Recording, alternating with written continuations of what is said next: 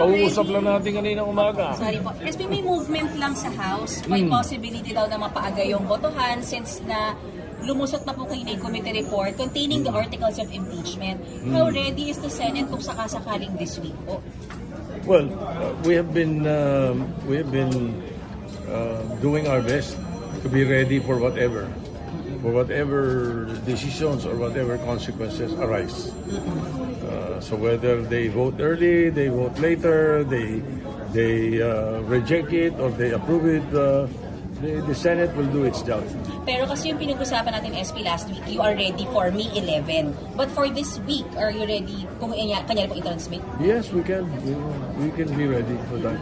SP, pa-discuss lang kami, sorry Pag po ba itinransmit na dito, diretso trial na? Pagka-convene, paano pong mangyayari? You see, that is the big difference of the misinterpretation of some people.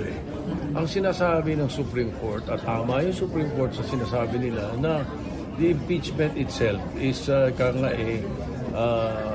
yes, forthwith, but within reasonable time. Okay? What do they mean? They mean within reasonable time yung trial. The trial proper. You cannot forthwith na the day it is transmitted, forthwith, I plan to convene the impeachment court. I convene only.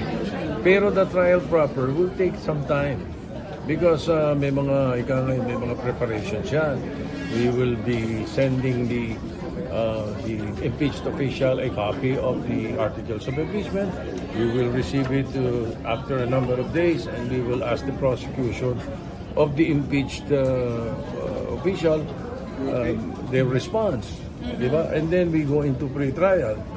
And then the trial proper after everything is all set. So, yun yung sinasabi ng Supreme Court na within reasonable time. Not the convening. The convening is, as far as the Constitution is concerned, forthwith. And my interpretation is immediately. So, between the trial and the convening of the... It will all depend on the submissions. It all depend on that. And then SP... Kasi yung pinaghahandaan yung possibility na may mag-attempt na harangin yung pag-start ng pag-convene ng... Well, not exactly kung ano pa man yung sinasabi niyo, baka ganito, baka... Basta we'll be ready for anything. We will be ready for any eventuality. And I'm speaking for most of the members of the Senate. So, hindi nyo rule out yung possibility, sir, na may mag-attempt? As I said, we'll be ready for anything. Ayokong magbanggit nung sinabi mo gano'n dapat hindi galing sa akin. Sir, sabi ni Senator Robin, trabaho nilang i-oppose yung pag-convene ng impeachment court. So definitely they will oppose. Then, as I said, we will be ready for any eventuality. Well, what happens when they oppose? Are you gonna vote na ma-convene? Ano po ang... Can you walk us through that, sir? Most probably. No, ang problema kasi, kaya ko iniiwasan yung mga ganyan. As of now, everything is speculative. Yeah. So, mahirap mag-speculate. Mag-speculate tayo ng ganito at ganyan-ganyan, tapos hindi naman mangyayari. So, useless na. Hintayin na lang natin. Let's be a little more patient. Pero sir, mandated kayo na mag-convene as impeachment court at mag-trial. Hindi na dapat pagdebatihan pa whether you go to trial or hindi. Sundin natin ang Constitution. Ganun kasimple ang usapan. Which is, sir? Which is to convene. And conduct trial. Once we receive the articles of impeachment, we must convene as an impeachment court. That is part of our work. That is part of our job. As Wala nang debate doon, sir. Senate. Oo. SP, pag po, pwede po kayo unilaterally or dapat consensus din ng mga kasama? Automatic yun eh.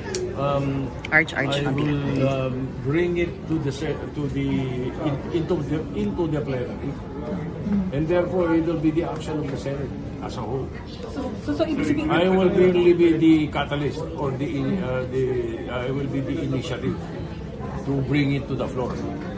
Kasi saan yung padadala yan eh? Pag pinadala sa Senate yan, it's the Senate President that receives it.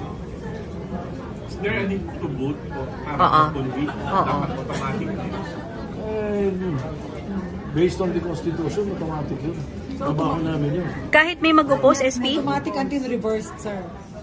Kahit na anong sabihin ng iba, Ang importante ron, ang sinasabi ng Konstitusyon ay kami pag natanggap ang articles of impeachment, we convene into an impeachment court. Okay. Ganun ang sinasabi.